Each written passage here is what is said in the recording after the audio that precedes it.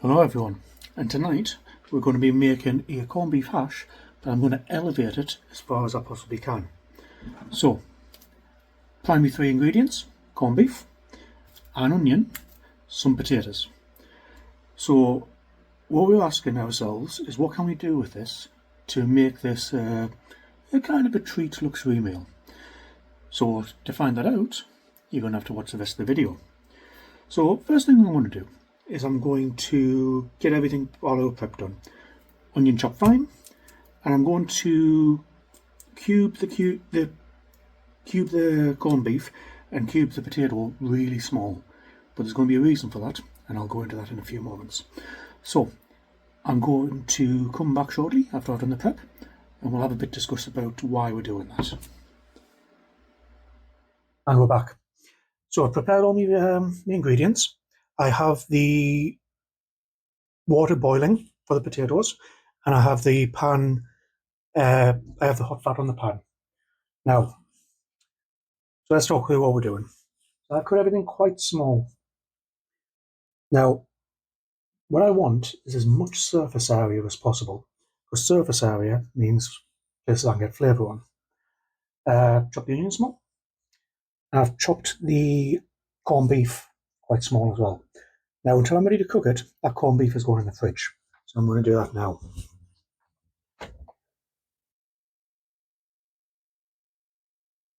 I don't want that melting, because the fat at room temperature can make it quite soft. I want it to try and hold its position. So let's get things going. So, potato into the boiling water. I have seasoned the water, a bit of salt. Whoops. I'll just season the frying pan with water. Okay, now I'm going to bring this to the boil, but only for like a minute or two. I don't want this to be overcooked. All I need to do is take the edge off the hardness. Now, in the meantime, we're going to get some flavour into these onions. So, what I've done, most recipes will call for oil. I'm using beef dripping. Now, I'm going to find this in the cupboard left over from Christmas, and beef dripping has a lot more flavour than any oil you're going to find, really. So, this is either going to explode in my face or do nothing. It exploded on me. That's fine, that's fine. So, despite the sizzle, I have only got this little lowish heat. And what we're going to do is we're going to soften that up.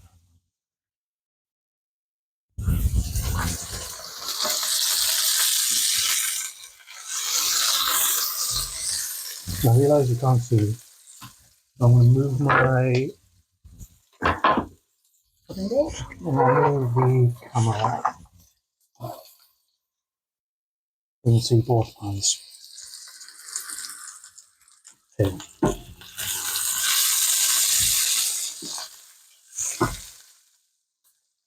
Now I'm not going to cook this for too long.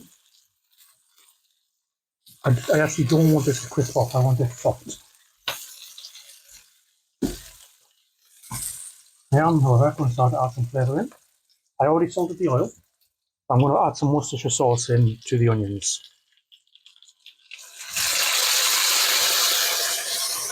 And that's not the first time I'm going to, so it's not the only time I'm going to add that in.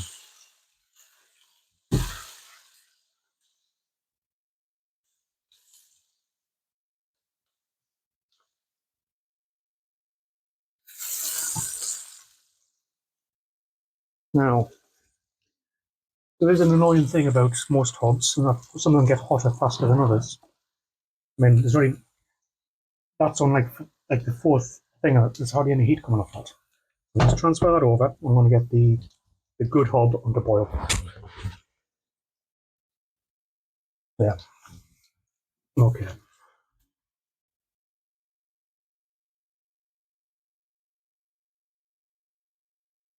So the smell coming off this at the moment is lovely. It's basically the Worcestershire sauce. If you've ever had Worcestershire sauce crisps, it smells like that. And that sounds a weird thing to say, but it is what it is. I'm going to add a little bit more salt. and a bit more of the Worcestershire sauce. I'm going to get that heat right down again. Like I say, we're trying to make this soft. There's going to be crunchy elements to this, but not this. So we'll come back in a few moments. Yeah, and welcome back. So we cooked the onions for a few minutes. They're now nicely flavoured, nice and soft. And I cooked the potato for about 3 minutes. I've drained it.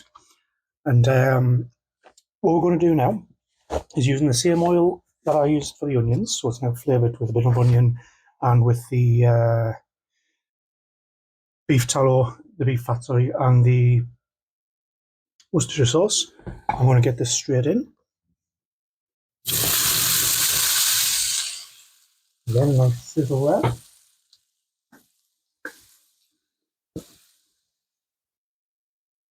And some of it's stuck to the pan.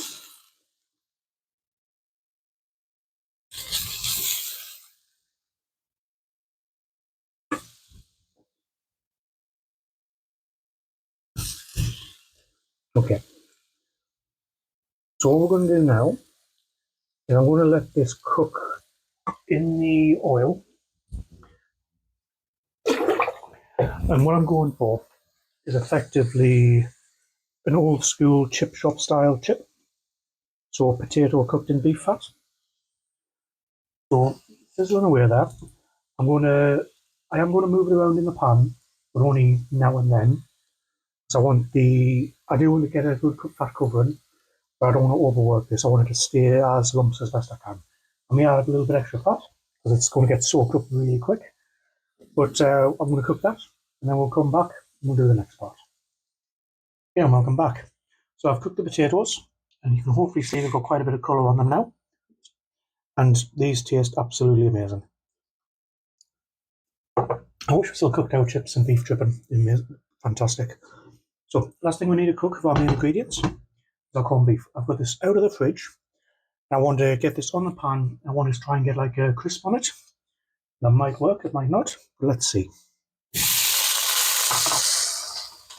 Now, as I said earlier, it's all about the surface area. On a meat, it's called a Maillard reaction, where it goes down. I want to save some things. I want to try and get the same on a corned beef. So I'm going to give it a couple of minutes, then I'm going to turn it and so on.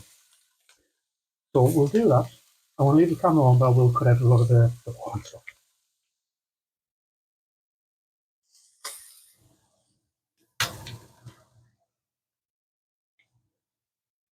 Okay, so I cooked this through, and it's kind of worked out in the way I want it.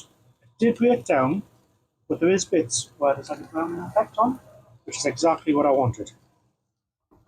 So what we're going to do now is we're going to combine everything. So let's get the potatoes in. Let's get the onions in. Let's do it. Turn that up because it's probably knocking up the sound.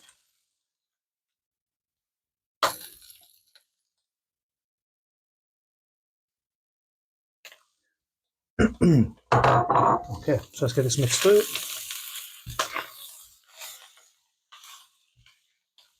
Now, at this point, it doesn't matter if the corned beef stays as cubes or not.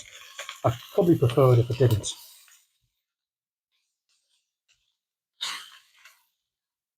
And I'm going to now add a lot of black pepper. Now, I haven't added it earlier because I didn't want it to burn in the pan.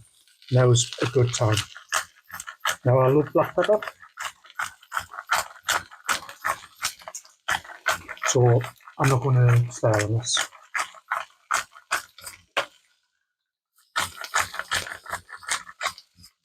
Okay, now is that more.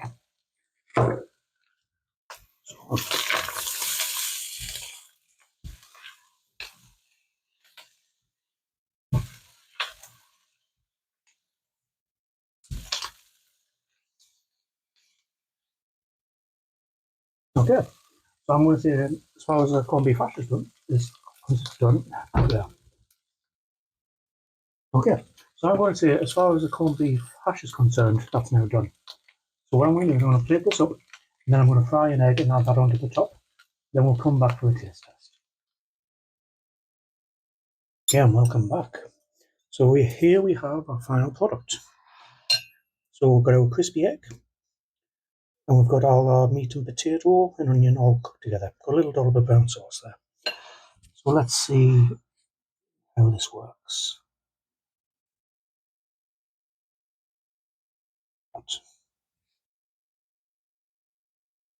Okay, so let's get a try of this. The egg.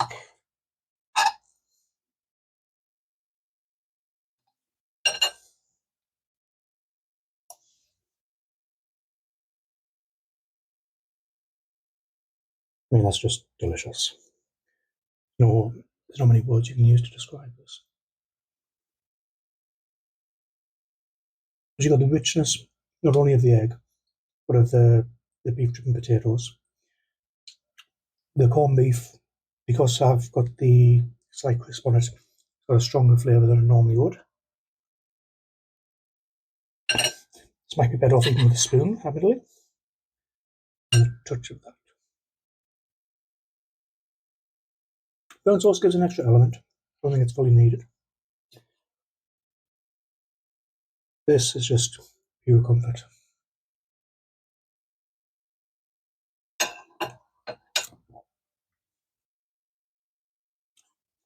Yeah, I mean, that's a luxury meal. If I got that in a restaurant, I'd be very happy indeed. So, I think this just goes to show that sometimes you can take a fairly simple recipe, and with the addition of one ingredient or one technique, you can get a lot of extra flavour. So the technique involved here was the beef dripping being added, cutting it up small, adding the Worcestershire sauce in with the onion, so and just getting the browning on it. So yeah, so if you like this video, please like, comment, and if you can, please subscribe. It would mean the world to me. It's free, which is my favourite price point ever, and it'll mean you get more of my videos. So thank you for joining me. I'll see you next time.